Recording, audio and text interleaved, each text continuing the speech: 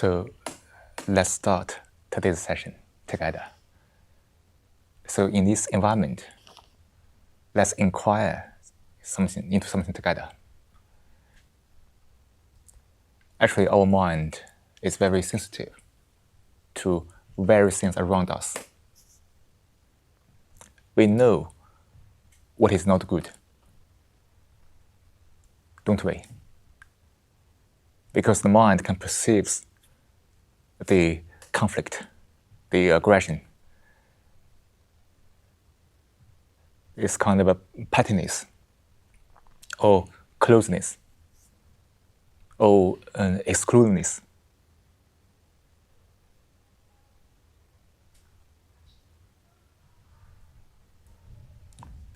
The mind needs that sensitivity to be able to be aware what is going on around us. Perceiving what is not good, can the mind come upon what is good, the goodness?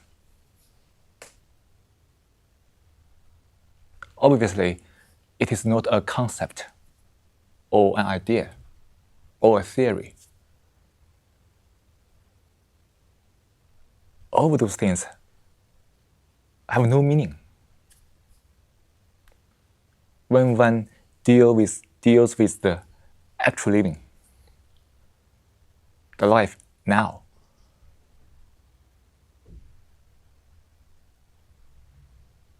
the mind can perceive what is not good.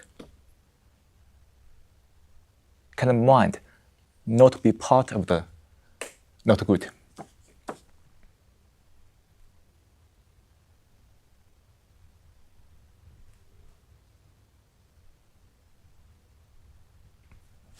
Obviously, human beings tend to imitate each other or conform to something, a pattern laid down by a society, by an authority. So this kind of a not good is like a virus spread over the world. In that imitation, people think it is normal to be that. So various disordered thinking and behaviors are justified.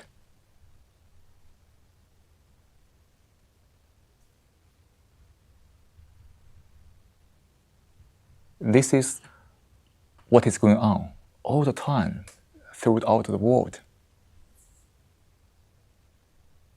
In the imitation and the conformity to the whole society, the whole environment one is living in, one is no longer aware of what is being good.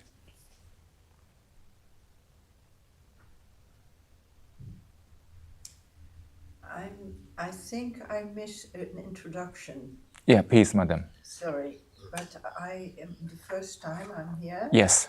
And you start with a huge Topic. Yes. So maybe you can introduce me a bit, because there were 2 or 3 times you were together already. Madam, please ask. Yeah. You can ask anything you want to know, and then the speaker can respond to you immediately. Okay. Please. Well, I would like to have an introduction. Why this topic now at the moment? Oh, madam, because this topic is about goodness. Yes. And which is relevant to everyone's living.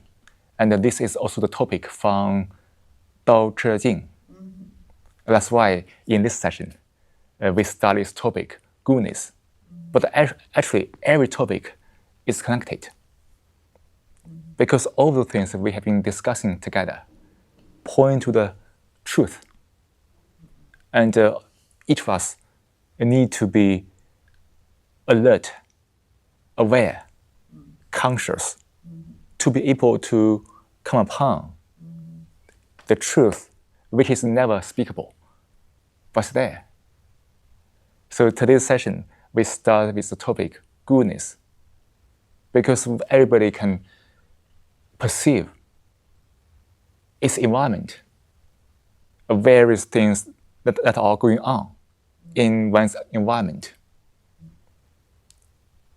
various petty behaviors, aggressions, and various, contradictions. So with that perception of what is not good in the environment, can we find out what is being good?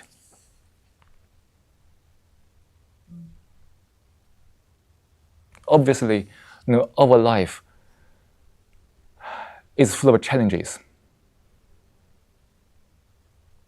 This whole world is rather commercial. Everything becomes more and more superficial.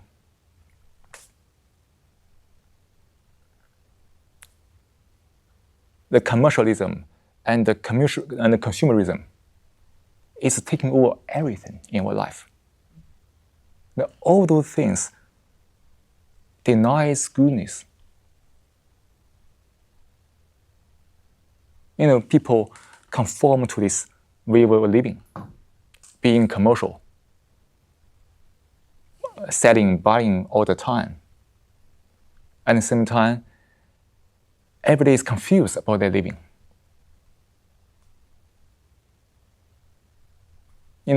People become very self-centered, utterly selfish. At the same time, everybody is going through various mental challenges, problems.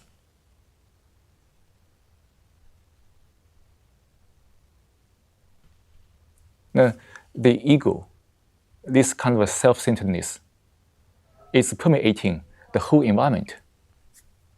Most people are conditioned to this. They think it's normal.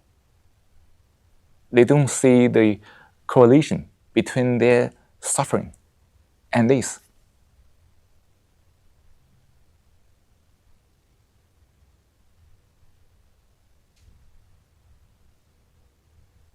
And that's bringing about tremendous issues to our life, tremendous confusion.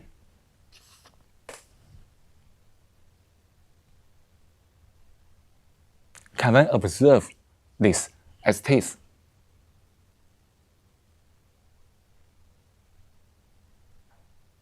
Which means that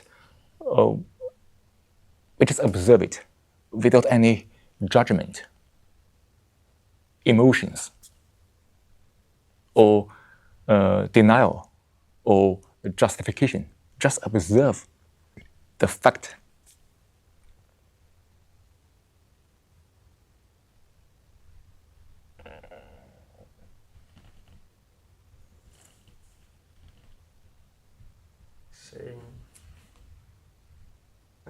Saying people are selfish. Seeing that. Is already a judgment. No, just seeing the fact, not the verse. Oh, you say people are being more selfish. Yes. Can you see the fact, not depend on the speaker's verse?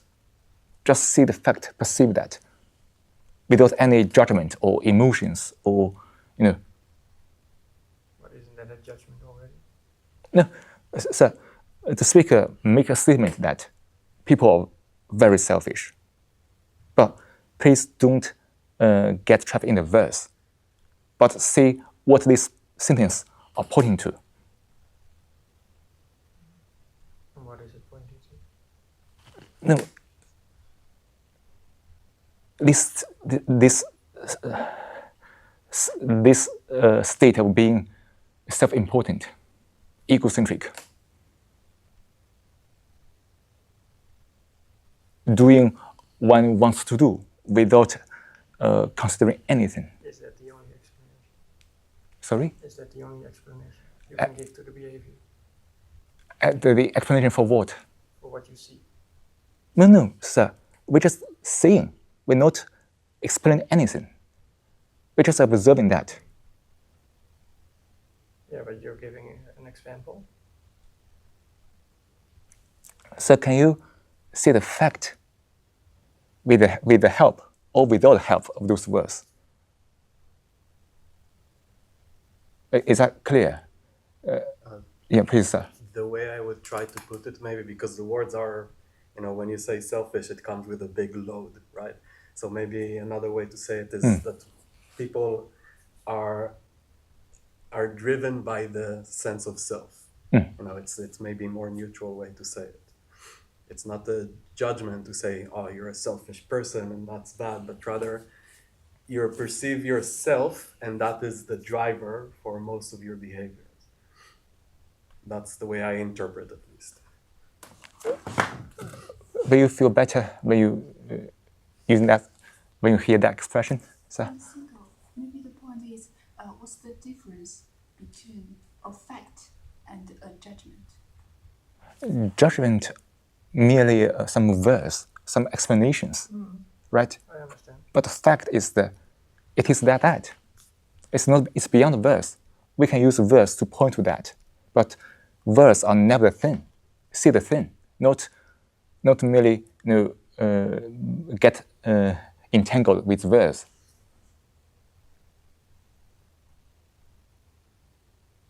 So please ask any questions because this environment every day is very open, honest. We can, if possible, we can go very deep. I hope so. Yeah, let's try our best. Yeah, it's.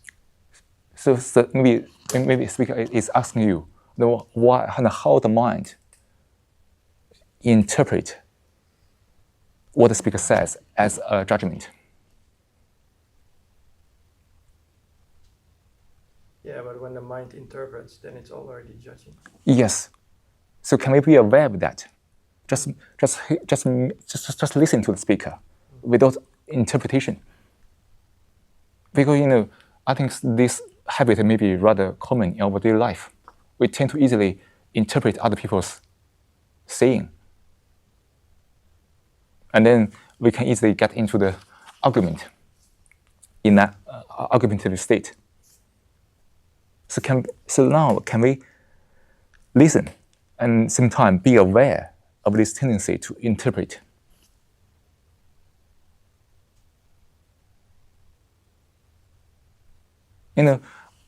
Our life in many moments are dominated by verse, by the language. And our mind has this habitual tendency to translate what one hears or interpret according to one's own experience, knowledge, conclusions, ideas. And when we are doing that, argument can be easily pop up. So can we try to do something different today in the session? Just listen. Please don't agree or disagree with the speaker. When you agree or disagree, then we are all on the level of the verbal things, right? But when we see the fact, which is never verbal, and then we have no argument because we all see the same thing. So it demands hard work from each of us to be fully aware, to be in full attention. Because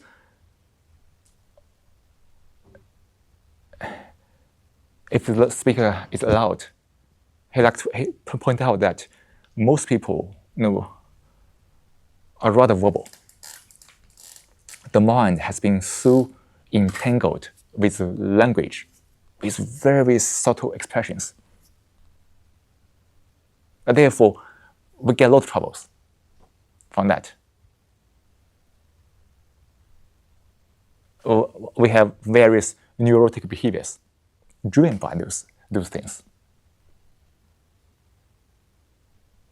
So is that possible for one just simply be aware of everything?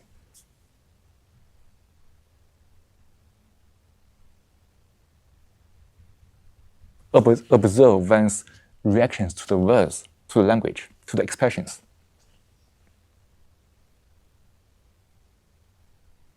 Because when one does not observe the reaction to the words, the reaction immediately hijacks that person. Then there's argument. Then with that argument, people have various problems. This bitterness. But all those things can be avoided when the mind can give full attention to everything. Can you explain? Yeah, please. Make it a bit more clear what you mean when you say everything. For example, when I hear somebody speaking to me, I must be aware of my reaction to his words, his expressions. That awareness prevents me from being trapped in that reaction. At the same time, the mind is listening to figure out what one is actually speaking to, talking about.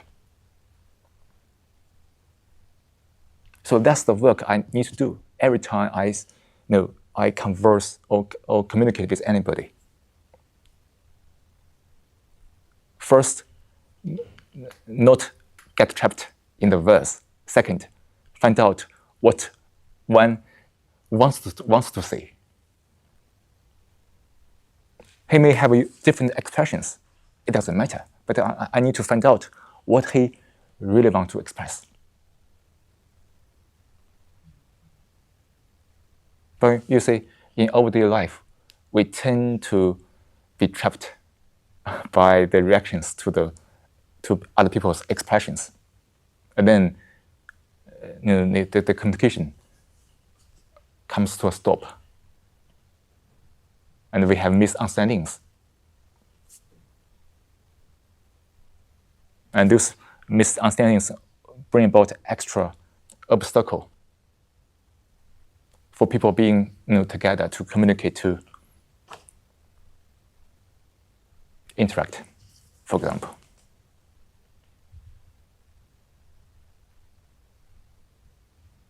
Maybe the speaker can give another example.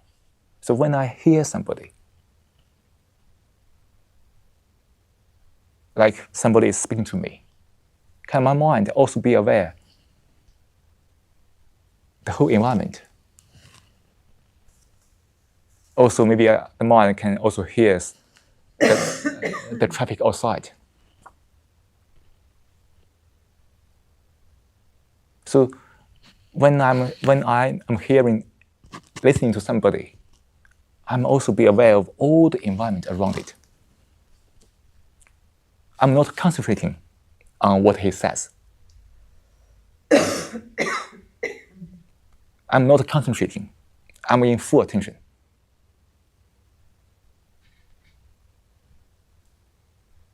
I think this concept must be made clear. The difference between concentration and full attention. I think I have a complete other expectation of a gathering of Taoistic meditation. Mm-hmm. Because it's a lot of words, and I thought you could introduce us into Taoism instead of reflecting on the world as it is or whatever, because I come to learn about Taoism more Madam, instead of hearing so many words. Madam, please drop any expectation. Okay, Yeah. that's an easy way to put it. No, madam, because this. Well, I reflect on what you do, and you are speaking. And then you say don't reflect or do why don't you sit at ease, for instance? Why don't you sit at ease? Why don't you breathe? Madam, Yeah. Madam, I just want That's to. my question. I just want to tell you that Yeah. this session is about Tao Te Ching, not about Taoism. Okay. Tao Te Ching is different. About the book. Tao Te Ching is different from Taoism. Okay. It's totally different. Okay, that's okay. So having So you talk about the book? the real meaning of Tao Te Ching, not of Taoism. The real Meaning of Tao Tao Te Ching, not Taoism. is that the sentence, the way of The truth. goodness, or is it the translation of the? Do you talk about the book, the Tao Te Ching book? Yes, madam. Okay, with just first heaven and then the signs in it and so on. The 64 tekens, there's 64 signs of. No. Which book are you talking about? We talk about Tao Te Ching, written by Lao Tzu. Yeah. That this is not Taoism, madam, because Taoism is a different thing. It's a religion, but Tao Te Ching is not religion. It's something very secular. It kind of. I don't think in Holland Taoism is seen as a religion. It's more like a philosophy, a way of living. Yes, madam. We don't not everybody says Taoism is a religion. Oh. There is a religious part, can be, but we don't live that. I understand, madam.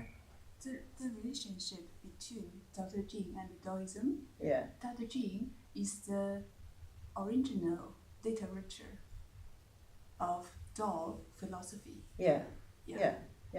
That book in Chinese only has 5,000 characters. Yeah. And some of the most classic quotes are on this page. Yeah, I recognized, yes. Yeah, and the goodness actually is one of the most, is the core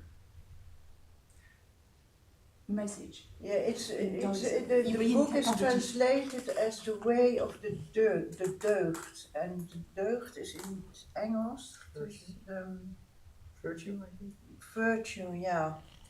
It's in Holland. It's translated as the way of the deugd. That's the deugd is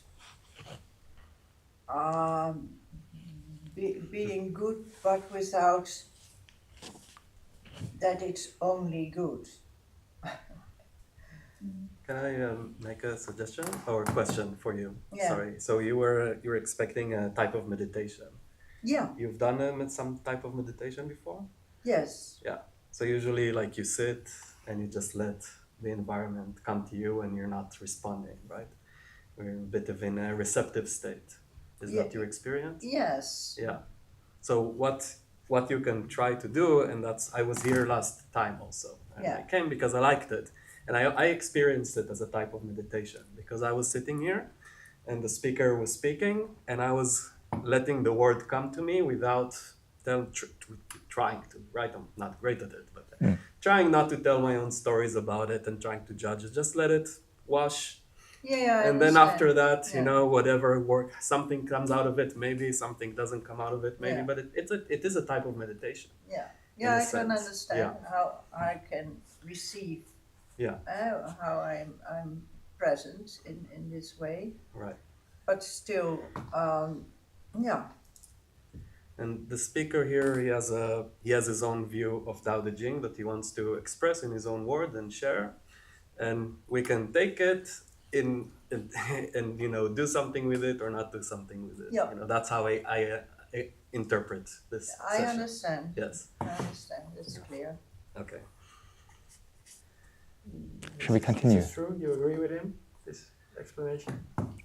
Well, if this lady feels okay in this way, yeah, that's fine with me. Words are never the thing, right? So let's continue. So one must be clear about the difference between concentration and full attention. When one is in full attention, one is be aware of everything around, without any judgment, without any justification or resistance. Just be with what is. But concentration is different.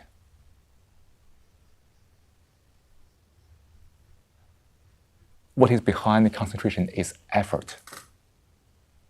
Try to focus on something very small. And when we are talking to each other, the mind tends to concentrate more than in full attention. And when the mind is concentrating, it has the tendency to be trapped in words, reactions.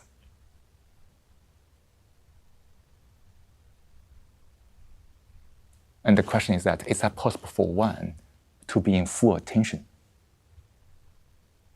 To compound, what is full attention?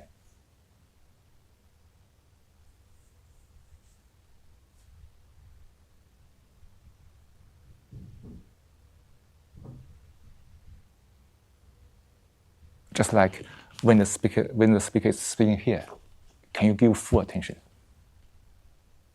Not merely concentrating on his words. Because those words themselves have no meaning. But when we really give full attention, those words may point to something that we can perceive together.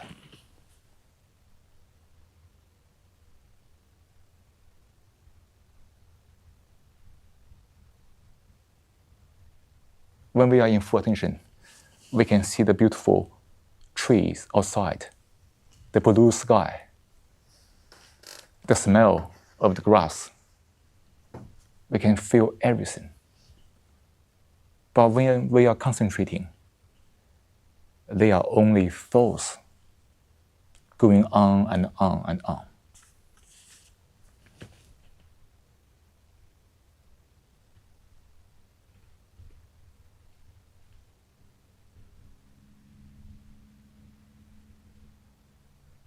Can we see the fact of that? Or try to approach that fact?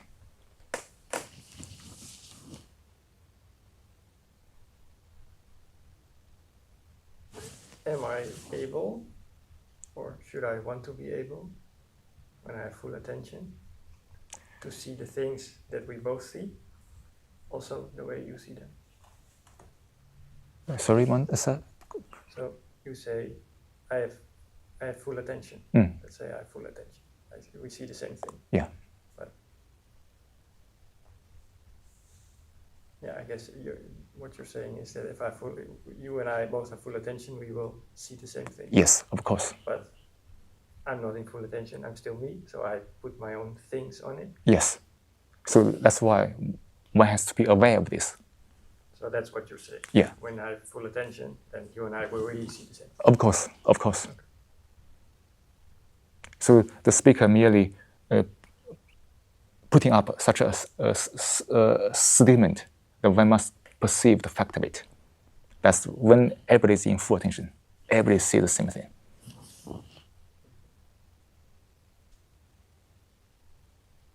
But when the mind is concentrating, the concentration is unique. Everybody sees different things, have different experiences, feelings. And all those things divide us. Everybody concentrates on different things. Therefore, have different perceptions, different views, ideas, conclusions.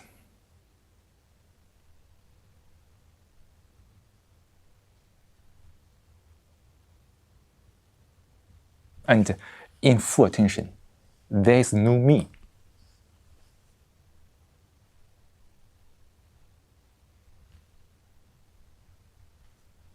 In full attention, there's no me.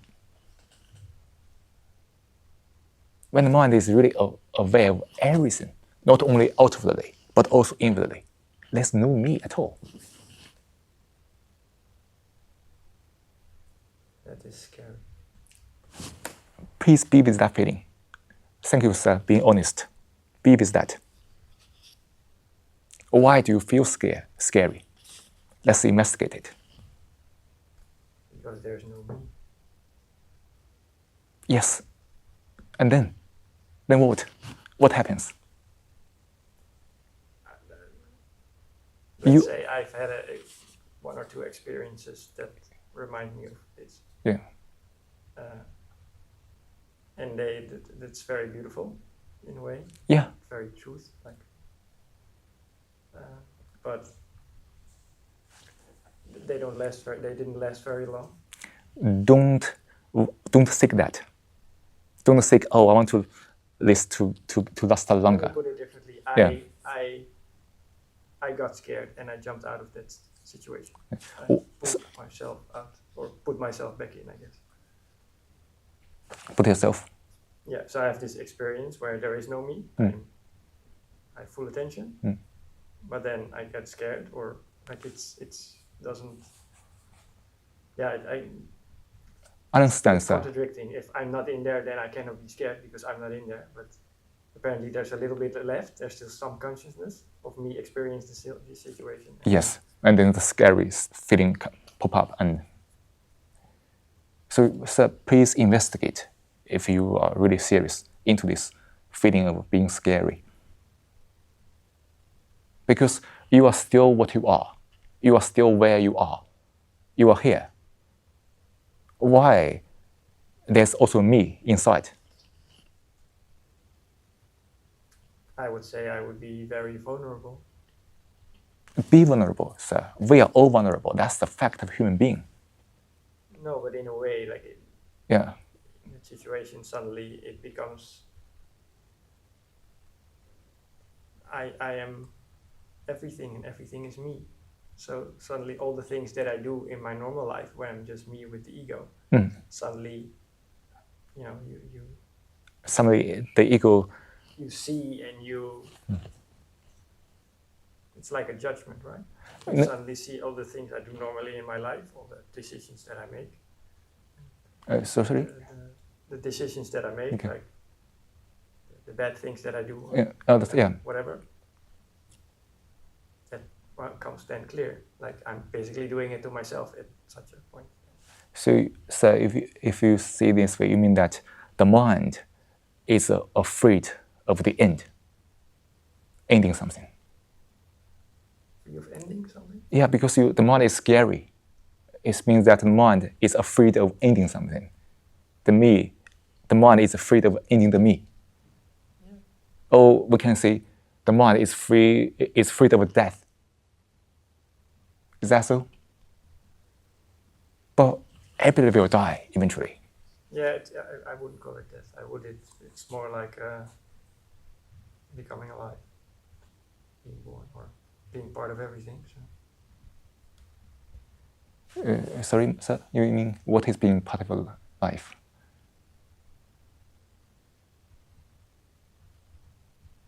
Part of everything, like understanding all, feeling all. Yeah. It's not understanding in a sensible way, but yeah, understand. Like now, we can try to understand that kind of scary feeling. Because I'm still here, everything's good. Why do I feel scary when I'm in full attention, or when I just move over to the full attention a little bit? are you here? I mean, there's no me, and the whole body is here. The me, I mean, psychologically, it's merely something illusory. But we tend to think that it's something existing. We tend to grasp it. We tend to hold on to it. We want to eternalize it. But it is merely a product of the disordered state of mind. When the mind is in full attention, everything is gone. There's no me. But when the me is back, thinking about that, the mind feels scary. But when the mind is really in full attention, there's no me. There's no scary feelings at all.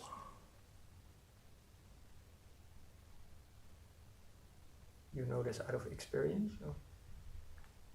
The speaker says what he has gone through and what he is going through all the time. And the speaker said that when one is in full attention completely, there's no me, there's no scary feelings. It is just what is. The mind is seeing what is as it is. This moment here. But when the me comes back, thinking about that, and then this sense of ending something, ending the me, brings this feeling of fear. But when one is really in full attention, there's no me, there's no fear at all.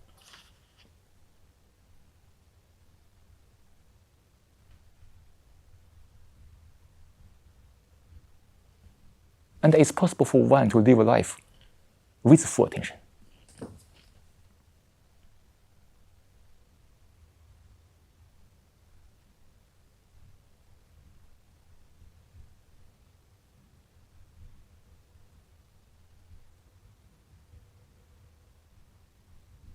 Without the me. Without the me. The speaker now is putting up that question. Can one to go into it to find out for oneself? It's not about you should do something or not do something. We don't do that. But can one live a life with full attention?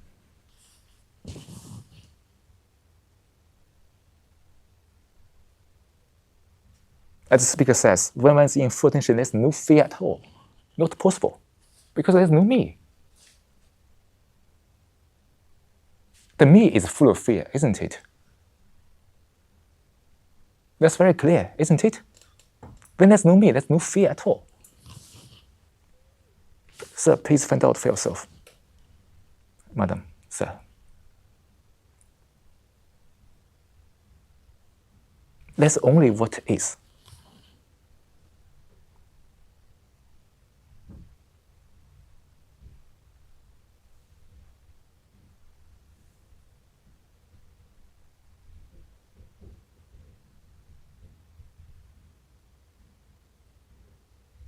And there's no me, there's no self.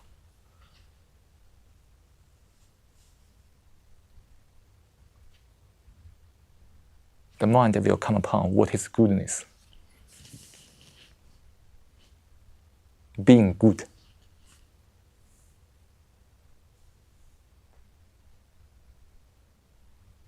I would think that would not exist at that point. What not exist? Goodness. So what do you mean by goodness? Well, like both the word and the fact that there would be something as a judgment. So if we just use the word goodness to point to something that's not a judgment, being a fact of living, being there's no me, there's only care, compassion. Real care for human beings without being hampered or hindered by the self-centered state. We don't see goodness as something verbal or philosophical or whatever. We don't see that. We see it's a fact of living. When life is full of care for everybody, compassion.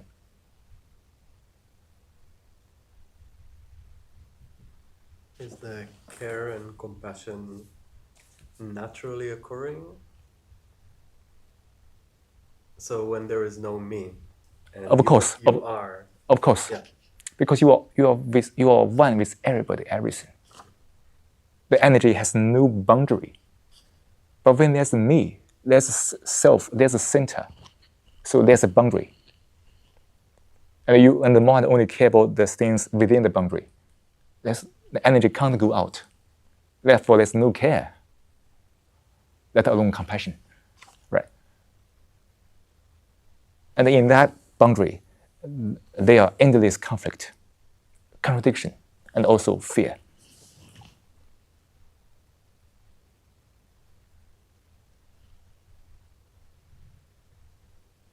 And when everybody is living in that way, and it is,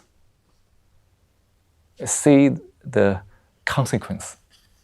We can all feel that consequence. That's not good.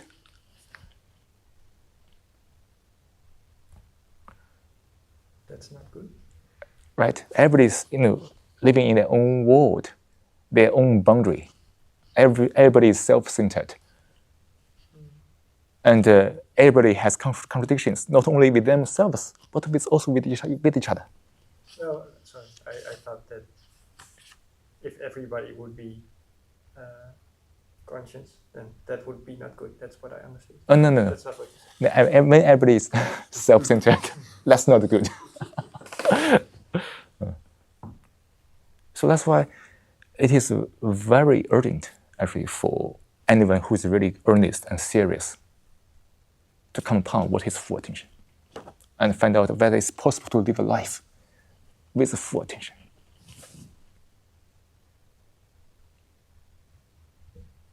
I'm intrigued by this because I wonder whether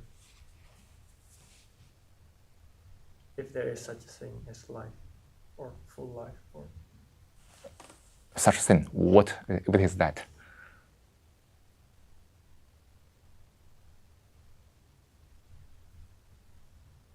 yeah, if you are fully conscious and you really are aware of all the things, then Yes. all the things are aware of you because I guess you're open to everything. So they just go through you and you are them and they are you. And there is no you, no me. I don't know. Life is a word. In this context, it's always So can our life be not verbal, but actual and authentic? it just is, right? It is. It is. But now, our life is merely based on thoughts, ideas. The whole society is functioning in ideas, thoughts.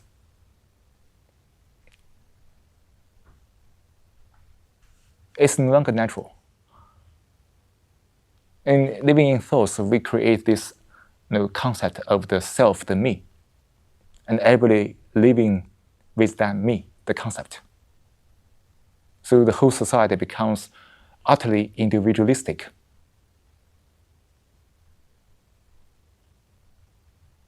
See the chaotic phenomenon. See all the disorder beneath the superficial order. Politically, there's endless chaos.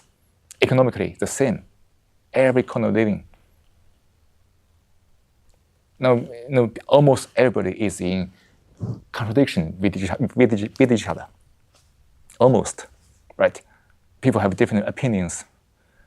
I would completely agree with you, but the all conscience, whatever I can be, would say it is the way it is because it needs to be that way. And there's no other way for it to be. Please don't, sir, please don't make such a very quick conclusion. We observe that, and we see it is what it is. But can we go beyond it? Or not merely stay with that superficial thing? We can go beyond it. Yeah, it is so. The whole world is like this now. There's no question about it. But can one go beyond it? It can, but it has not reached a point for it to be. Like for myself, sir, as a human being, I don't care about anybody else, whether they can reach or not. I must go beyond it. I see the chaos, I see the conflict, I see the endless contradiction, this the meaningless of living. I must go beyond it. I must find out what it is actually taking place in the world. If I want ketchup from the bottle and it's empty, I squeeze it, right? But now, if I have a glass bottle, I need to squeeze really hard. Sorry, sir? If I want to get ketchup from an empty bottle, I squeeze it. But if it's a glass bottle, I have to squeeze really hard. Sir, please don't imagine that way, because that imagination only gives you misunderstanding. This topic is not, we must be very careful. Any possible analogy or imagination only bring about further thoughts that can prevent us from seeing the truth. Don't say it's difficult or not. Find out for yourself, sir. Otherwise, I'm not saying it's difficult. My point is that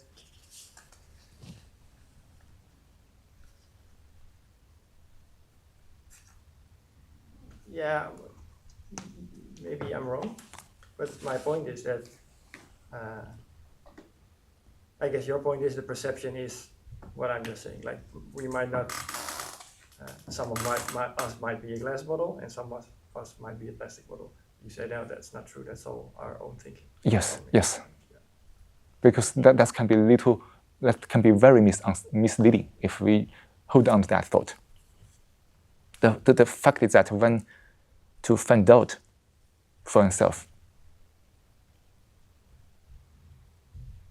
we don't resist to this phenomenon. There's no point to resist, right? Because it is already what it is. But the point is that can the mind go beyond it? Why don't we? Then?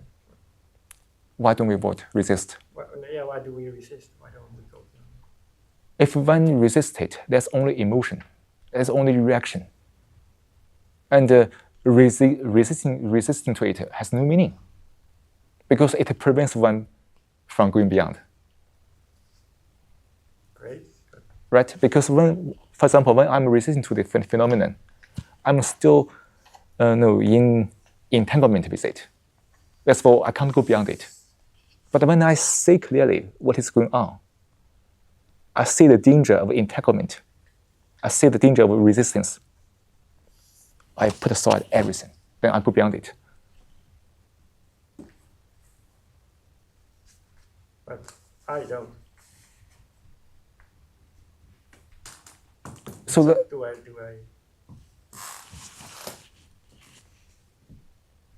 So the question, as I understand it, is what's the journey from self to this, you say that way, right? But sir, I understand this. But the speaker also saying that it demands tremendous work, diligence from one to end the ego, to compound what is full attention, and live a life in full attention. It demands one's very serious attitude, the eagerness, diligence.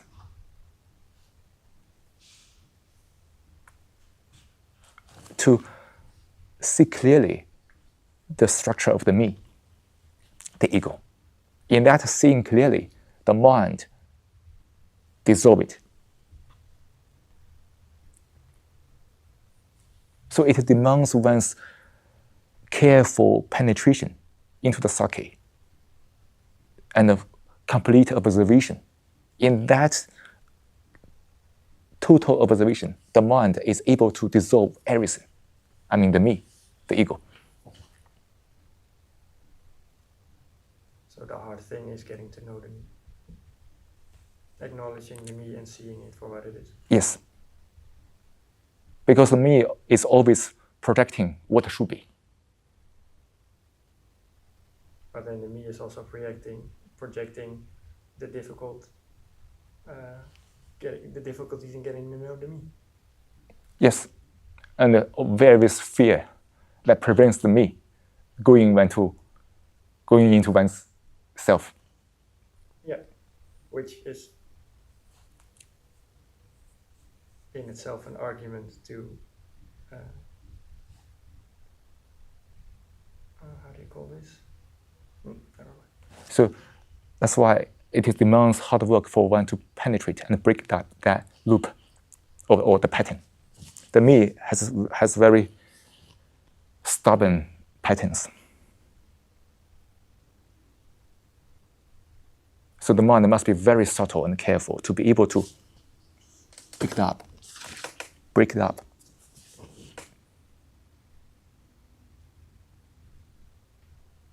What was it, your experience? Was it a journey or was it like a moment of transition? It's very good question, sir. I would say it's very dangerous or misleading to say it's a journey because it implies steps or time or progress, and then that's illusion. And it is a momentary transition, but which demands physical time, which one is not aware of. Is that clear? Me too. So, like one grew up from a baby to a man, he grew up, but he can't be aware of it every day. The similar way. So one really have this momentary transition, but there's also, the neurons need to change, which takes physical time, which is beyond one's consciousness. But when one thinks that it's a journey, you see, it is already a projection of the consciousness. And then there's time involved as the psychological time, and also steps. Then that's something misleading. I don't know whether, Joyce, this made it clear to you or not. I think that's very clear. I really like this expression, momentary transition with physical time that you are not aware of. That makes very sense to me.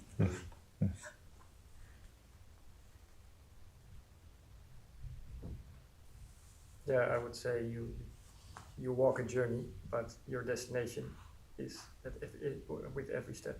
Is there every step of the way. That might be.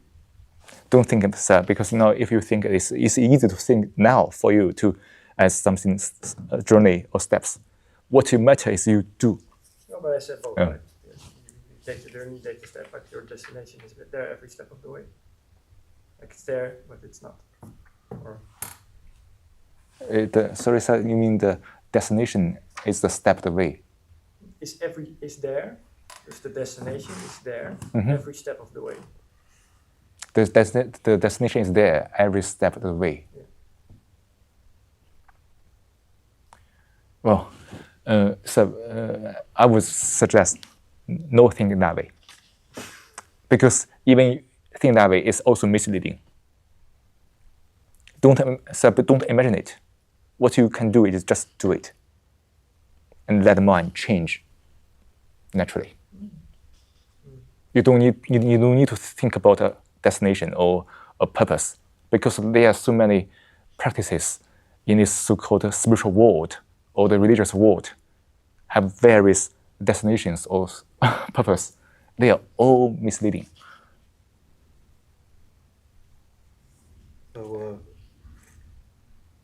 if the purpose is to dismantle stories or see stories for what they are, then adding stories on top of it is not productive. Yes. Yeah. So it's not that the stories themselves are wrong or missing. Just the fact that they are stories is already a problem. Yes. Story. It's like a metaphor or something that you explain to yourself in Yeah. words. In the moment it's in a word, it's already More and more. additional layer. Yeah. Yeah. Yes. That's it. So, the mind can be easy to churn out too many explanations. But all those prevent one from actually acting. So that's why what we are discussing today here is not more explanations, not more stories, not more ideas.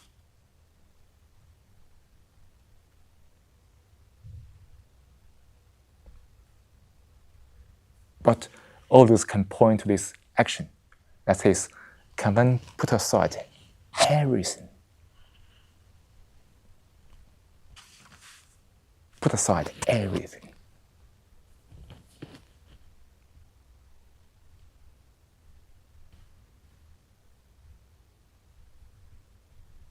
That is to be free from any entanglement with anything. There's no entanglement at all.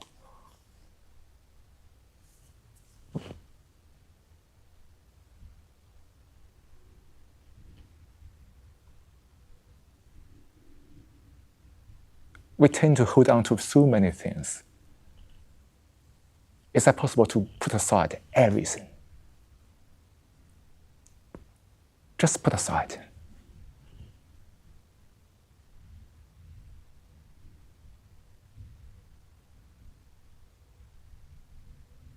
That's the action. We need to do now.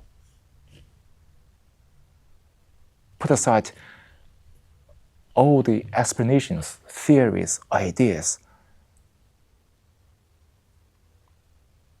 Just be quiet now.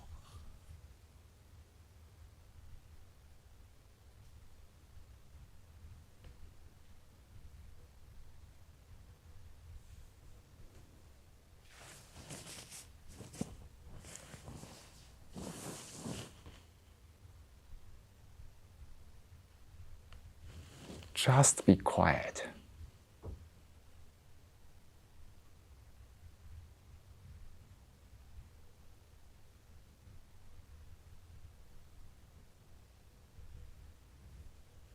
Put aside all the ambitions, all the dreams, all the targets, all the plans. Just put aside.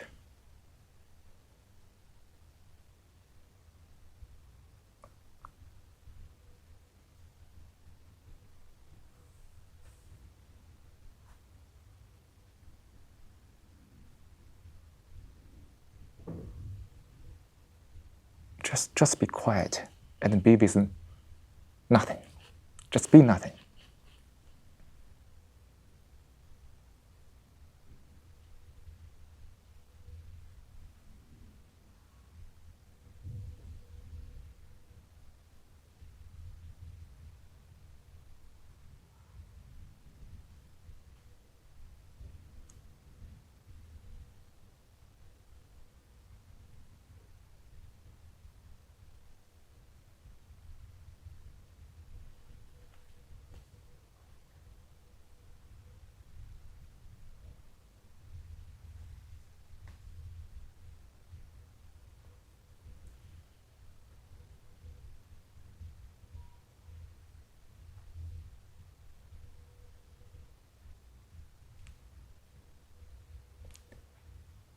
Can the mind end the state of being chattering?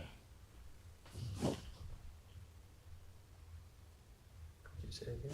Can the mind end the state of being chattering?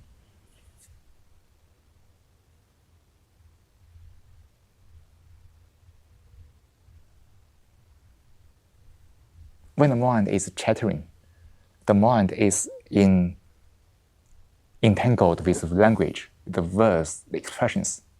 It is nothing.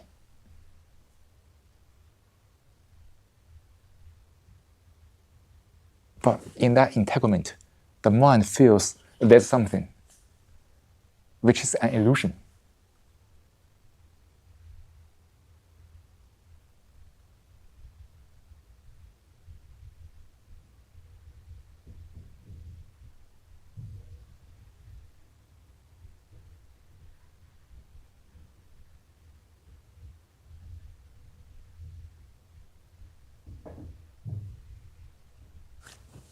Just be aware. Listen. Listen to the background noises in this room. Listen to the birds twittering outside. Feel yourself in the chair. Find a support from the ground.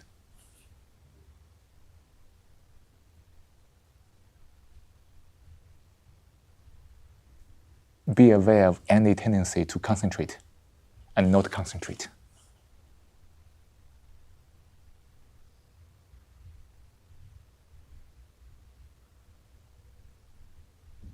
When one is in full attention, concentration has its right place. When you do your work, you need to concentrate to some extent. That's fine.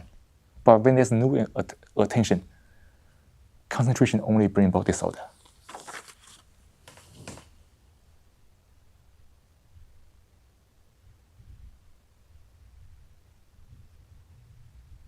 We can see it again.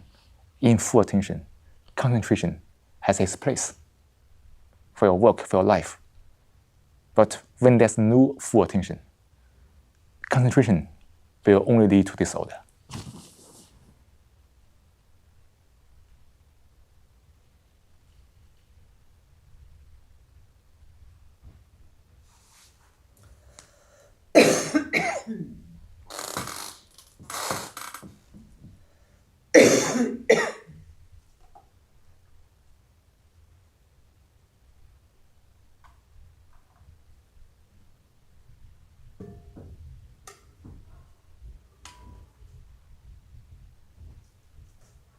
Please.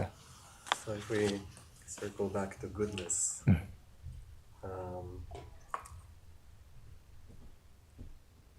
I don't really know how to explain it, but it seems that if you are able to find this balance between concentration and awareness, then goodness might not even be something you need to explain so much.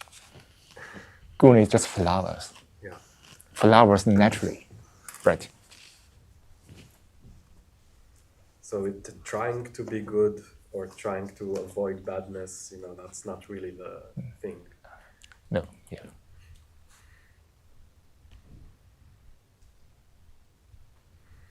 We can only see what is not good, but we cannot describe what is good. We can negate something. In that negation, the mind can compound what is the true, what is the good. Everything just flowers naturally, without any efforts. No trying to be good or try to deal with the bad. When one is really in goodness, there's a right action taking place naturally.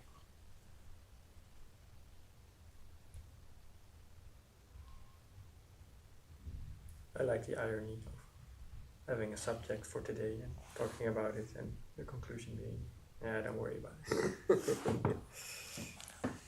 Sorry, sir, I don't quite catch you. What do you mean? Well, this is a subject for today, right? Yes. That's why we're here. Yes. And then the conclusion is basically like, don't worry about it. It's not important. It will be okay. But what is more important is to be able to find out what is full attention. Right. To be in that state.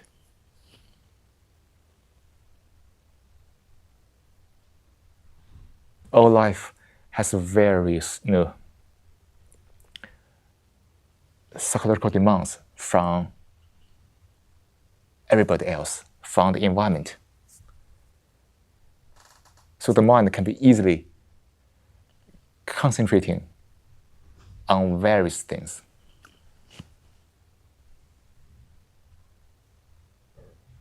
And then life is inevitably unbalanced, trapped by various holes created by the concentration. Is there any point to, you say that that's the point, or point is to explore awareness, right? To practice that, to try to achieve that. Yes, sir. So it is, as the speaker says, it is very urgent to do that. Very urgent. Why urgent?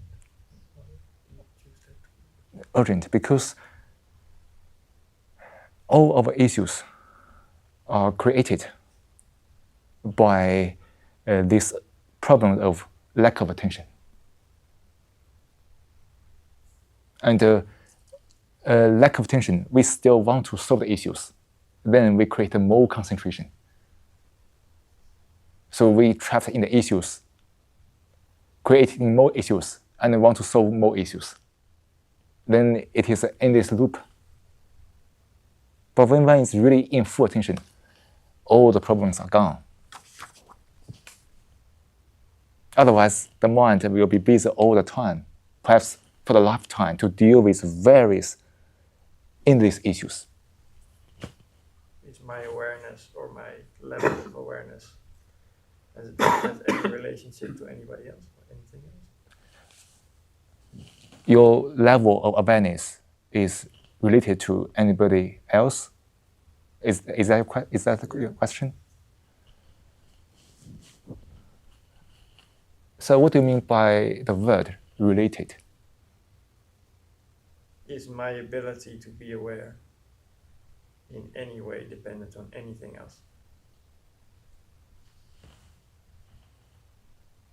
Is your awareness is independent of anything? Is that what you mean?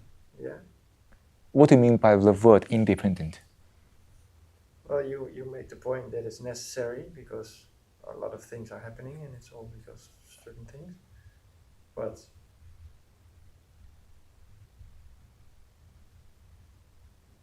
why does that matter? Why does everything else matter? Why does everything else matter? Or anything else? In being aware. Oh, so for example, I just give example. It's not true. Like use the speaker will use the example of me himself. He says that when he's living in this self-centered living with the boundary, so his energy only go to himself for his own satisfaction, fulfillment, or ambition. And he feels that, he perceives that he's always struggling. He has a lot of contradictions, problems, irritations. And but he still feels that he can do whatever he can do because the whole society is promoting that message all the time. So I'm an individual, and I'm responsible for myself. So I don't feel that I'm really related to anybody else. That's my current way of living. But at the same time, I suffer in various ways. I feel bored. I feel lonely. I feel, not able to be fulfilled myself. I have a lot of desires. Want to realize, but I can't, and then I feel quite frustrated. And I found that I'm very, very isolated. There's nobody around me. And everybody had their own opinions or views. It's very difficult to have a very open and friendly conversation. And but I still feel that I'm a person, I'm an individual, and I'm not related to anybody else. So that's my current living. And as I become older and older, I feel more and more necessary to deal with my suffering. Because over the years, I don't feel that. I feel that the suffering is mounting. I want to deal with that. So I began to observe myself, to dig into the psyche of the me. And because I have tried various ways and nothing helped, I attended a group or joined a religion, follow some rituals, or doing some various practices. Nothing really helped. I'm still where I was. So I put aside all those things. I began to dig into the me, the self. So I began to realize that I must deal with that because I feel that all the issues are directly related to the me, to the ego. And being aware of the me, the ego, it's no longer my choice. Not that I choose to do that, but I have no choice. I must do that. Otherwise, my issue keeps pounding me all the time. So seeing that being aware is no longer a choice, now I just do that in my life. And when I dig into the psyche, seeing more and more clearly what is actually going on in the psyche, understanding more and more clearly the structure of the me.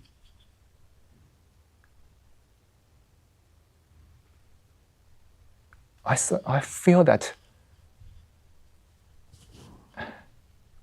I'm related to everybody.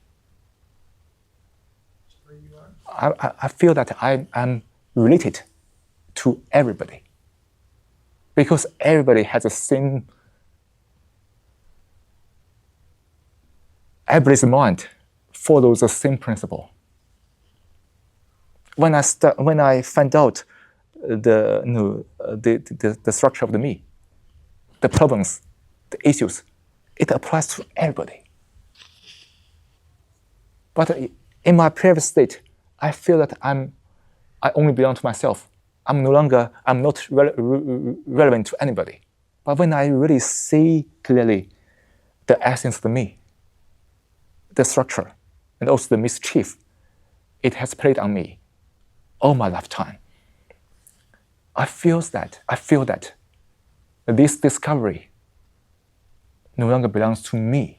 It applies to everybody on this planet.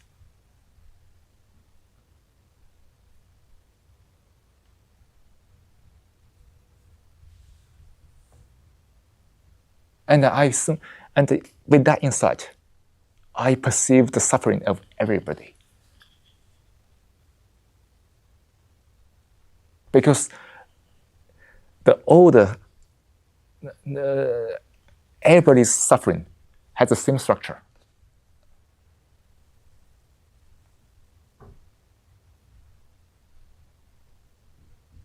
And I see that, okay, our way of living is totally wrong.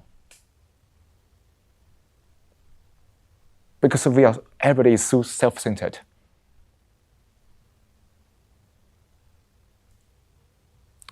There's endless conflict, turbulence. And we all suffer. And everybody is doing their way to escape the suffering. But the suffering is never gone, it's there.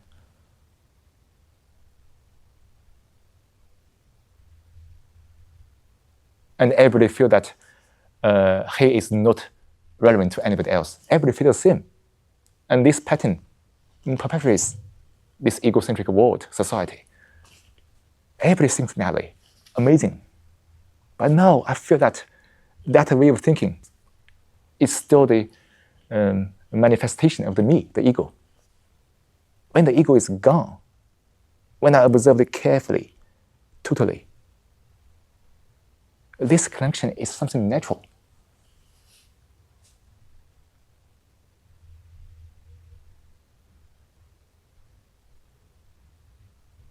But when there's me, there's only self-enclosure, right? And in that enclosure, that me feels that I'm not relevant to anybody else. And when the whole society follows the same pattern, see the consequence. So,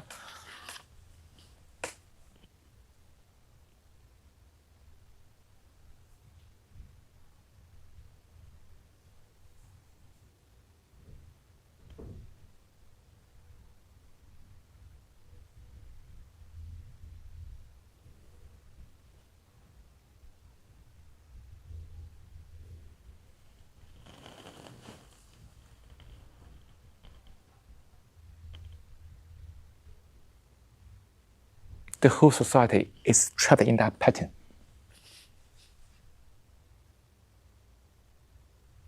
And everybody thinks in the same way. Therefore, there's a re-enhancement of that pattern. Yeah, I see your point. Can I? In my life, Yeah. I experience the same thing. Yeah. Can I break away from that pattern?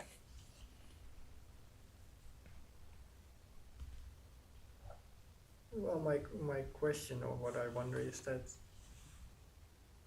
well, yeah, I guess can I do that? But is what I see and what other people experience, is that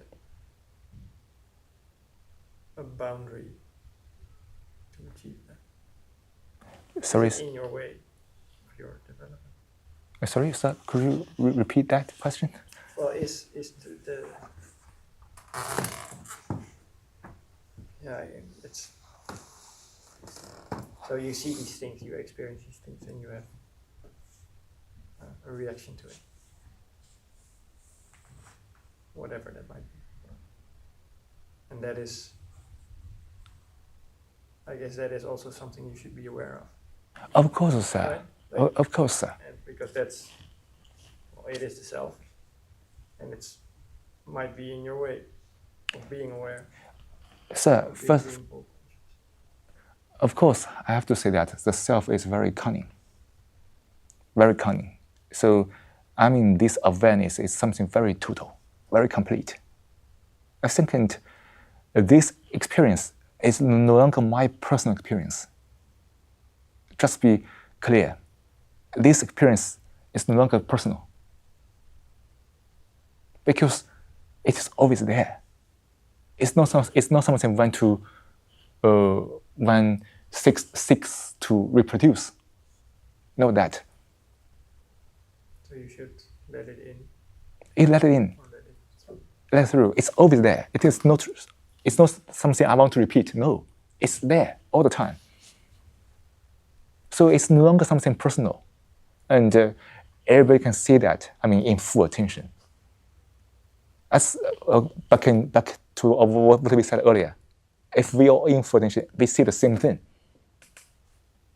That experience is no longer personal. No say, oh, that's my personal experience. Know that. No, I understand, but that might be, for me, well, there's still, like, there's total awareness, but there's a tiny little bit of me. Yes, That's gonna be very scared when all that comes. kick out that me completely. You know, when that's me begin to think about that, is this feeling of being scary. Yeah, Yeah, but you're saying like stand on the beach and there's a tsunami coming and just be cool with it. So if you really in a beach and there's a really tsunami, and that's the physical danger. But no, you are imagining something which is not true at all. You see I know, but that is how this little tiny residue of me Yes. is experiencing it. but that's It's what's holding me back, and I know it's fake and I shouldn't. be with it, right? See the fact of it, because when you are really in physical danger, you must run away. That's something, 对吧? That's something beyond argument. But when we imagine something dangerous,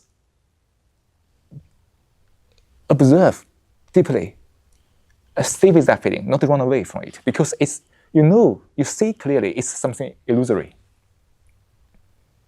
For physical danger, we need to do something about it. That's no question about it, right? But psychologically, it's illusion. Don't run away from it. Just be with it and see what will happen. That's something marvelous you will see if you really not escape or run away. The whole neuron system will dissolve that fear. But if you run away, the fear will repeat all the time. Just hold, just behold, just go through it. Don't run away. Then any illusion will be dissolved by the neuron system. That's something very factual or scientific. But when you run away, then a pattern is formed. Then that pattern is repeated. I agree. So just find out and be free from that.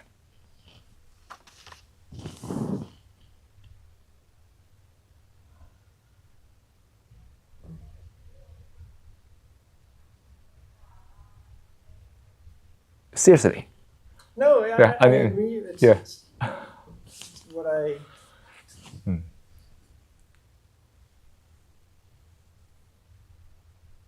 Yeah, it's something that I cannot put into words. Yeah, of course not. Yeah, just kick out the last residue of the me.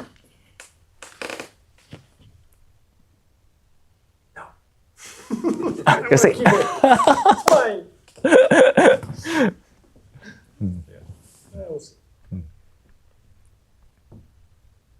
So then we can come back to this paper. Like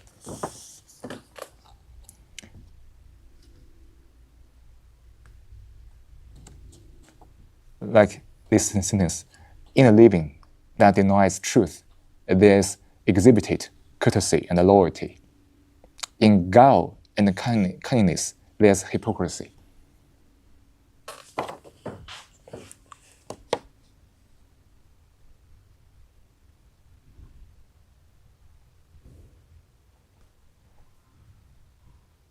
Let's see the meaning together.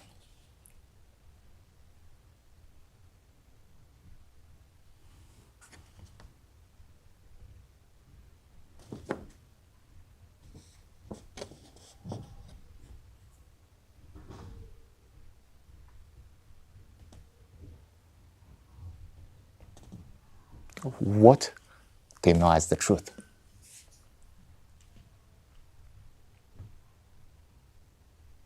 The me, isn't it?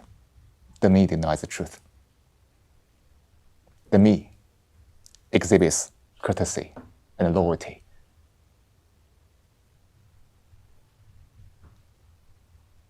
The me is very cunning. There's only hypocrisy. Is that so?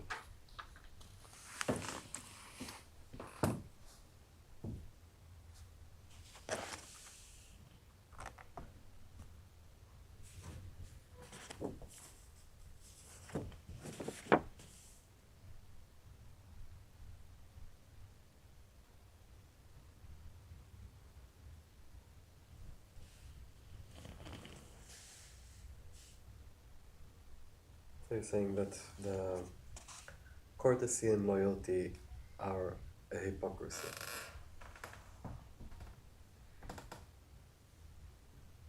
Isn't it?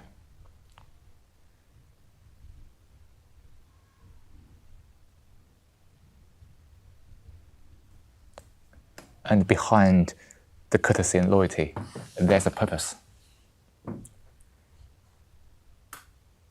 The me has various purposes.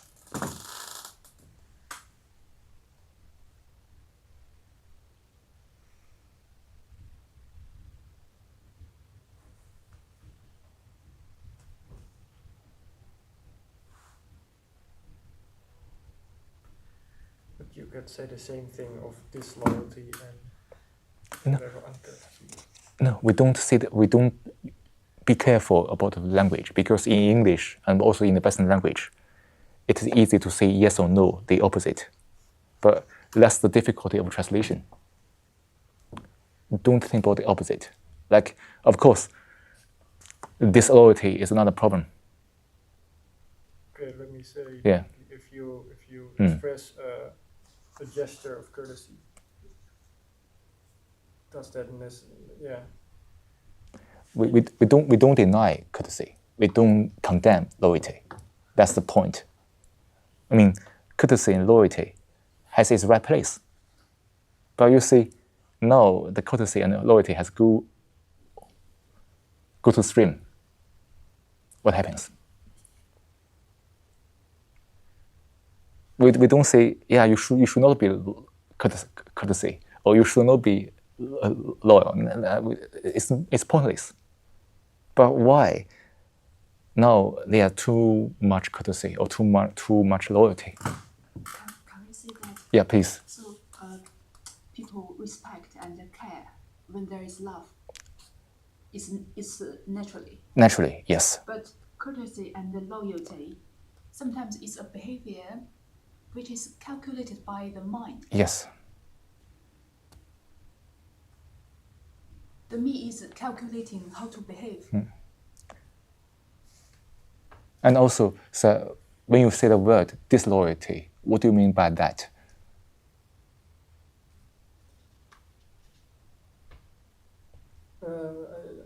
Basically what she said, what you said. Yes. Okay.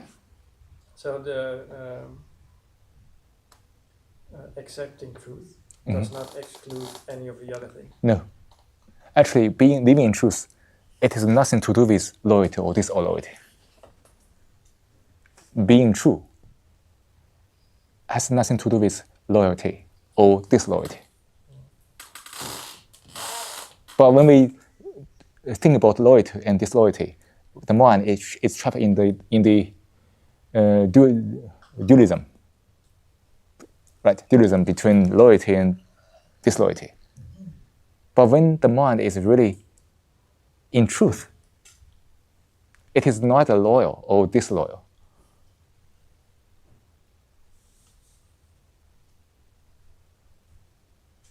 Yes.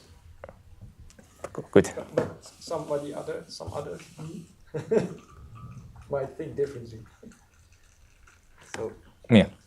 as I understand it, it's not that the hypocrisy just is a condemnation. It's just if courtesy and loyalty should be seen as they are, Yeah. and they have a hypocritical aspect to them. Yes. Yes. It can have that. Yeah. Yeah. And it's not necessarily a bad thing. It's just what it is.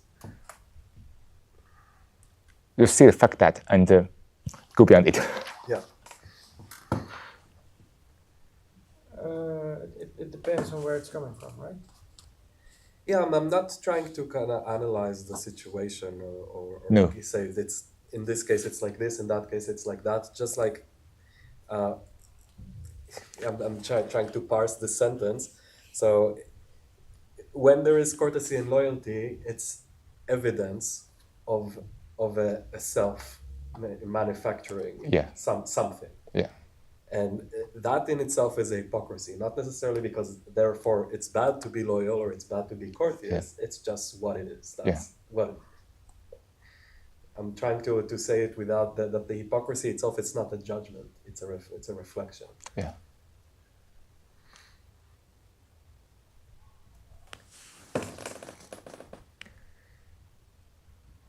So we are all be cautious of the word, the language. There's no any condemnation here. It's only point to what is.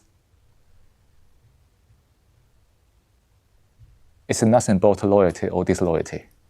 It's not about courtesy or the opposite.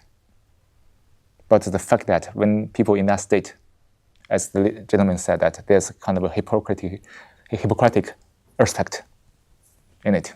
Yeah, but you're saying there's a danger of hypocrisy, or it could be in there. Of course, be aware, because as long where there's hypocrisy, there's danger. Yeah. So then we can come back to the truth. Truth is something absolute.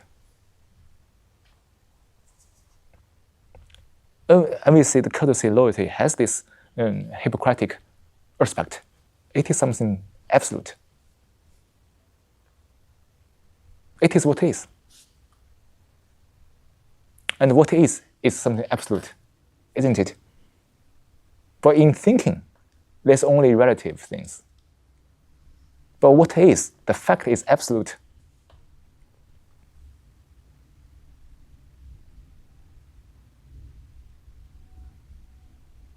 If you any misunderstanding, please ask. Let's clear it. Because we are all very cautious in this environment to use the word, to point to the thing carefully, without being trapped by any word. Yeah, it doesn't matter. As hard as you can try, the words are just not the thing. Yeah.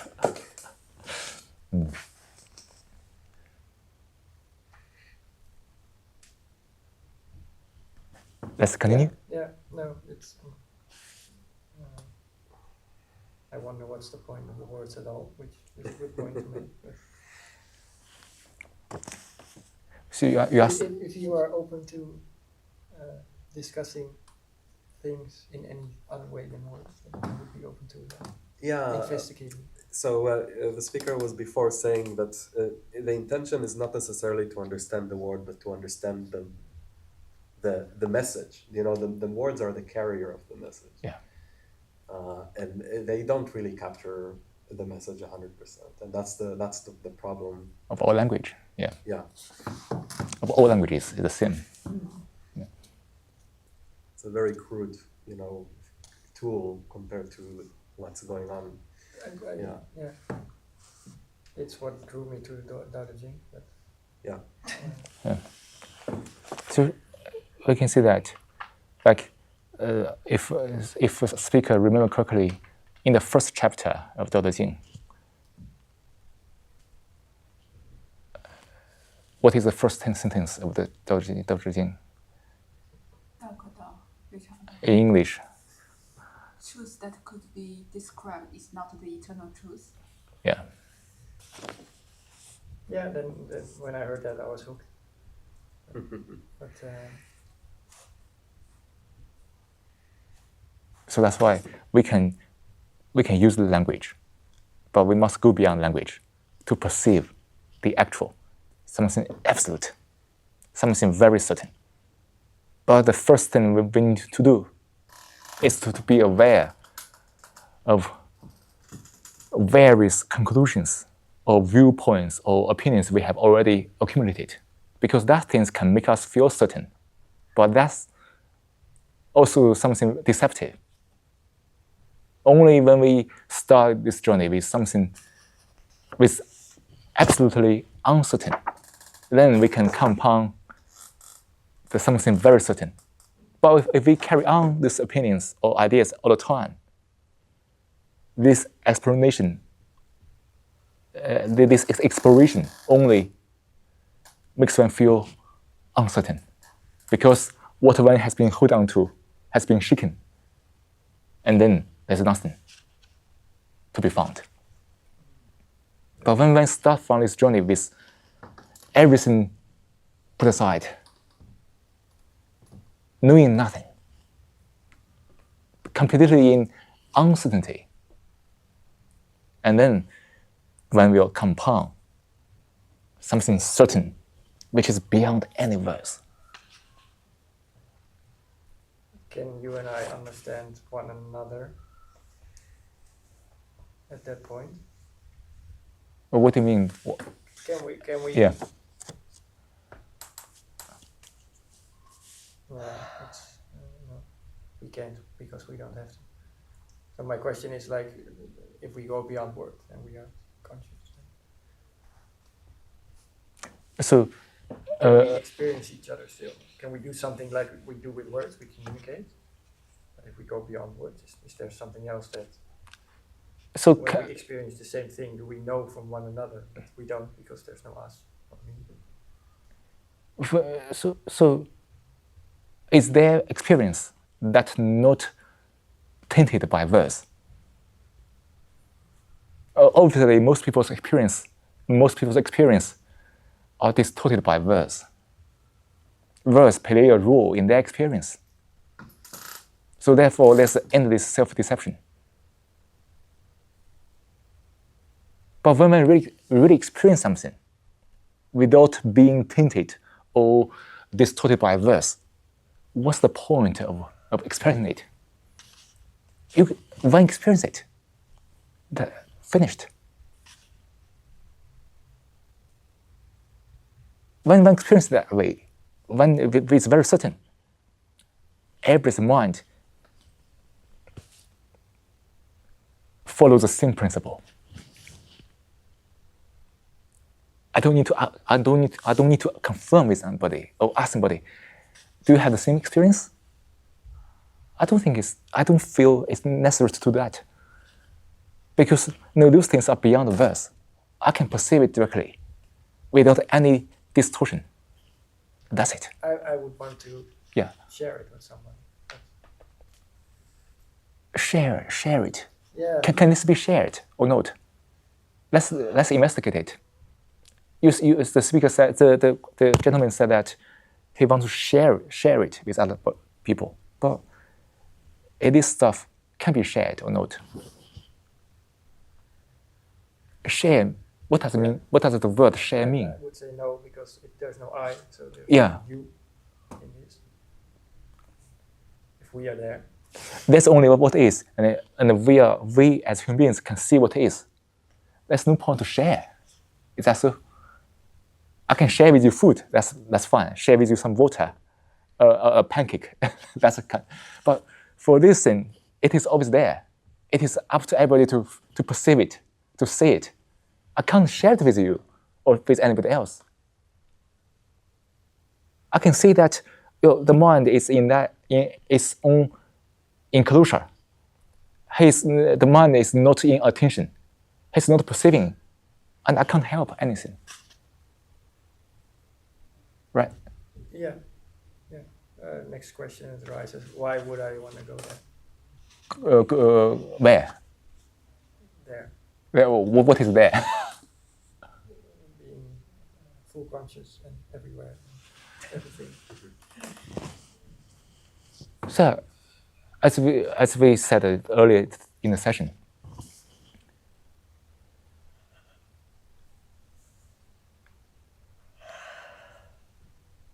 maybe what's the point? It might be a bit of a better question. You can escape this, but the speaker will respond in this way. No, he will not skip it. And he said he will say that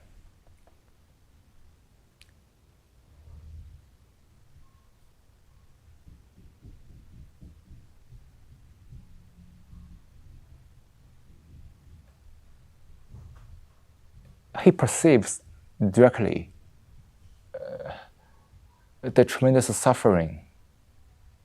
The correlation between the suffering, human being suffering, with this self-centered state, petty, irritated, argumentative, and egocentric. So he embarks on this exploration to end me. He doesn't want to go there, but he ends up there by accident. I think this is asking a very good question. Yeah, please. If I don't misunderstand, so when I can escape, why do I have to face it up? Is that right? Can you? When I can escape, I got your point. when I can, I captured the word escape from your saying. Yeah. When I can escape in entertainment, in consumerism, why should I confront the fact, to face up the fact, to be full attention, to do the self-inquiry? Is that right? Is this the question? No, my question is, what's the point? Like you can escape bad things. That might be the point, but you become part of, or you, like it's the tsunami, right? When you are full conscious, then all that will be there. All of it, all the time. There will not be a you holding anything back. No. So you escape, you might escape the feeling of having to hold it back. But you will not be holding it back. So that's a reason, might be a reason to do it. But then you are running from something that's not good. So if I understand you correctly, you mean that the escape, the feeling of not holding back. What does that mean? Escape from not holding back. If I don't mishear you. Yeah. What's like now I'm the me, and I can decide. Okay, that does not come in, and that does come in. I can regulate that. Control that. Yeah. Which is nice. Because there's pressure of getting some result when the mind controls something or regulates something. I would say it's what I'm used to, what you already said before. Like it's what I'm used to, what I'm knowing, what I'm familiar with. Yeah, I understand. Yeah. More than anybody else demanding something on me. So what do you mean by more than anybody else? What's that? Well, yeah, like society demands things of me, right? Yeah. But Yeah, I understand. Yeah. in a way, whatever. Yeah. I'm my own man, as they say. Yeah. So then you seek the full awareness. Yeah. Or you work towards that. You try to find it. Oh, so maybe a speaker can respond in this way. So this full awareness is not his choice, or he want to work on it, want to achieve that. It was an accident. Well, he found that there's no way to escape from anything.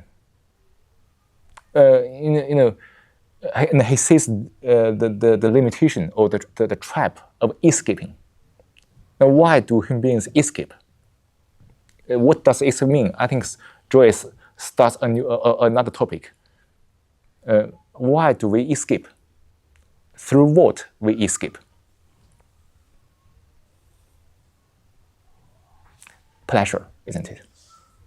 We escape through pleasure.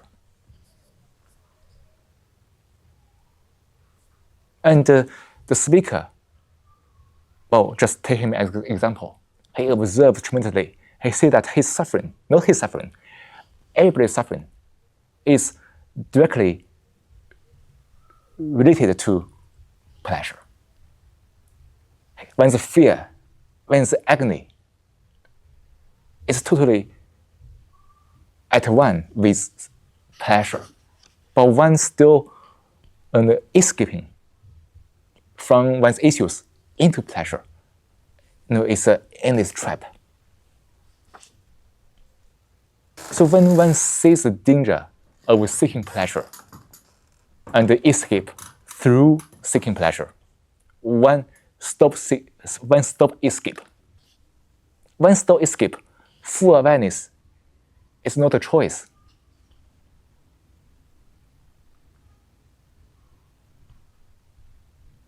I hope this conveys something to you.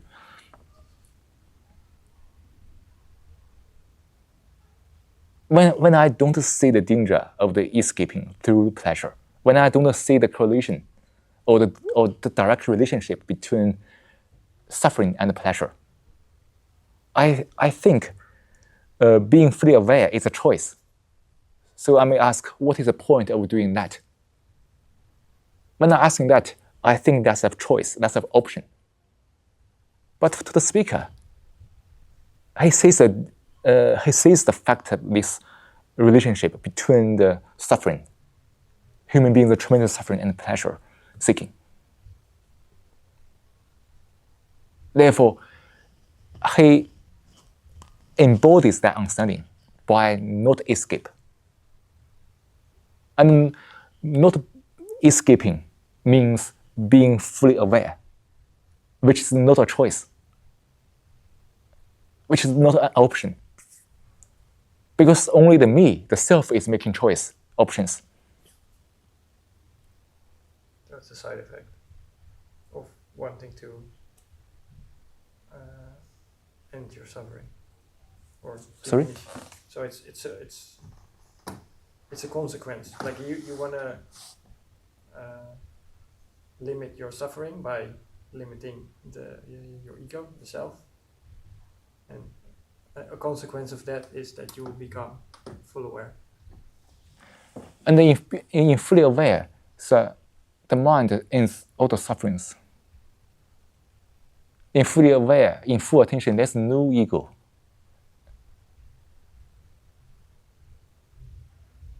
So it's not only limiting the suffering, but can really come upon a living that is free of any contradiction, that is never tainted by the ego.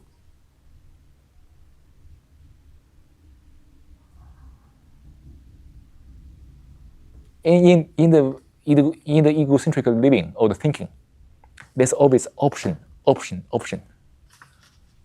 And the whole society seems to based on that mindset, offering people options. We don't condemn it, but it is behind this thinking. But when one live a life with full attention, it is never an option, because that implies the ending of the ego. Which means, well, it's another topic, but let's just simply use that word, death. Death is not an option. The death of the me, the ego, is not an option. Right? But when the mind is thinking, the self-centered thinking, everything is banalized. I don't know that word, it makes sense or not. Banalized as an option. Something such a huge, something total, is being reduced to something as an option. And that's the ego always do. Using ideas to banalize, to reduce something to something insignificant. But actually, it's tremendously significant. You see, the pattern of the me, the self, the ego is so complicated.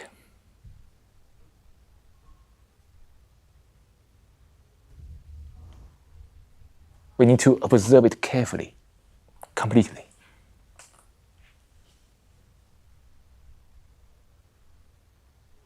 It is ending the me, the ego, is something so magnificent that can't be reduced to anything as an option.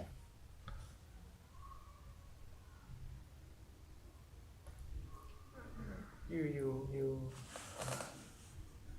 how should I interpret this? It's so magnificent because you're in awe of it, or it's so big that... Because it has a tremendous meaning to our living. Because that's points to the fact, the truth of living.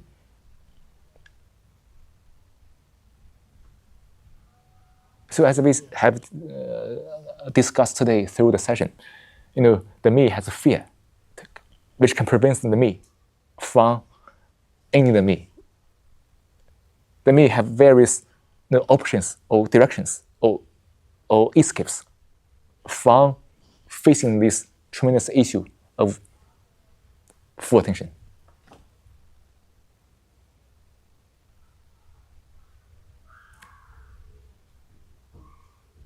So it is for one to observe completely, see the correlations, the direct relation between suffering, pleasure, the me, the ego.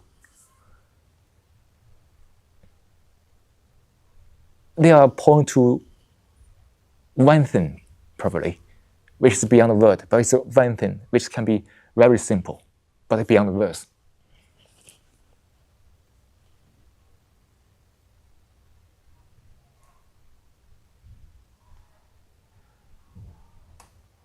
I will have to think about it.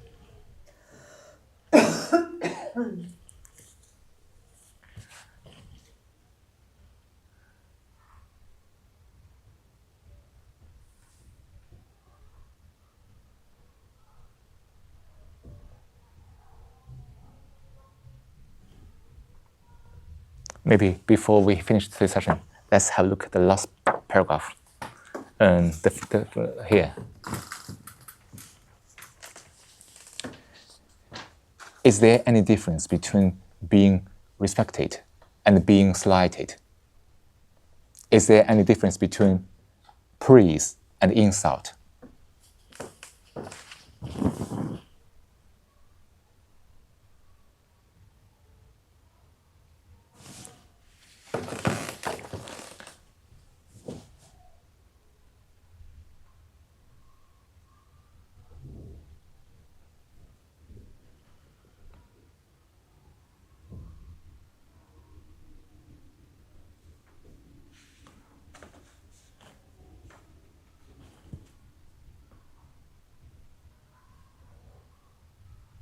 What is your answer, madam and gentlemen, at the moment?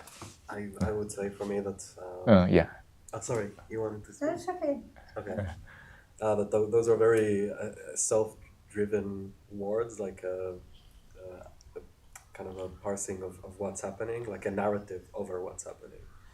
Am I being praised or insulted? It's how things that are happening are relating to the self. That's basically what these things mean. Yeah. You, madam? Yeah, for me it's quite natural that things are changing. So also the object and also the view to the object is changing. So for me it's one of the other of the coin. It's one coin with both sides. So yeah. Yeah. And you, gentlemen? So, It says nothing about me what somebody else says about me. It says something about them, and even for them, it's really not. Yeah. One person will say one thing, and the other will say another. Yeah, and Really sometimes it's okay to be slighted. I mean, or to be praised. It's not a matter of being. yes. No. It's also kind of Artificial. amusement Yes. between people to express what they think about you or about each other. Yeah. And still, it can be also very, well, in an internet with friends and with family, it's good to exchange views and energy. For me, yeah. Can I also add that my experience is that when the self is very large, then everything that happens has some relationship to it. And you might say something, and I might take it as an insult because I'm the center of everything that's Yeah. happening.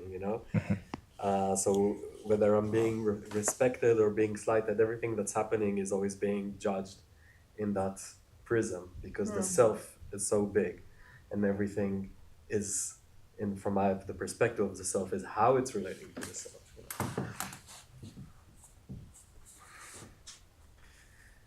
Yeah, but it's also a question of taste. It relates to yourself. What do you mean?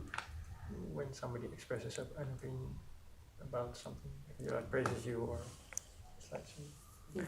So when the me, when the self, when the ego is active, it always want to, he like to be praised or respected, and don't want to be insulted or slighted. But actually, either being respected or being slighted triggers the me, the self. You could say that it's like an indicator, right? Yeah. So somebody has an opinion about you, and then you can use that to let it point to your me. So like when somebody is like insulting me, I observe it. Okay, that's his opinion about me. But if I take that opinion seriously, I mean, he will trick the me inside me, and then all kinds of feelings and complications will follow. At the same time, when somebody praise me, I also be very cautious, because that praise can also, activate the self, the me. It sounds pleasurable to be praised or respected, but I also see the danger with that because the me can be easily activated. So I treat the respect and insult at the same. I don't take it into the heart.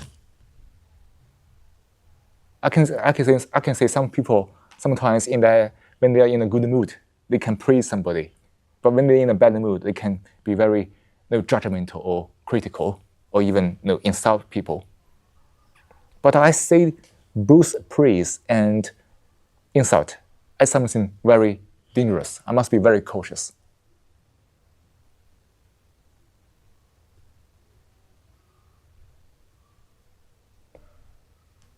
And when somebody keeps praising me, I feel very uncomfortable because I feel the danger of it. That's the tricky part of the pleasure. Because the very core of the pleasure is the me, isn't it? Yeah. I must be aware of that. Being aware of it, not being trapped in it. No, but that's how you can use it then, right? Yeah. Because if I praise you, Yeah. you say, "Oh, I feel good." But I feel very dangerous because the me can be easily activated to function subconsciously to create issues and mischiefs. Trying to get more praise. Yeah, for example. But then you are. So I have a ball. This is the me. You praise me, which is the ball, Yeah. and that's me. And Then the ball will go bigger because yeah, the me likes that. when I was belittled by somebody else, for example, also the me. Yeah, but now you can use this sentence and what it says to take that ball, the me, and see where it is. Because you praise me or insult, and then you do this to the ball. Me. So the problem is that You can recognize where that insult is going. Yes. Target. And you can use this sentence and use people's compliments and insults to recognize the me in you. of course you are right, but back to our daily life, can we live a life without the me? Otherwise, when the me is there, when they praise somebody, praise me, the me will become immediately expanding. Only when I can do it is when I live a daily life with full attention. I can deal with anybody's praise or insult. Otherwise, as long as the me is always active. That's not the point I'm trying to make. It's a tool to find the me in you, the you in you. Like It's also kind of communication. Ye- I praise you, it's my communication towards you. And maybe not to your ego, but just, it's also kind of energy. I see, yes. I mean, it's not to, and yeah, when it becomes a kind of belief, oh, they praise me, oh, I'm wonderful, that's very outside of your own existence. But if you, because it's also people, and also when people insult you, sometimes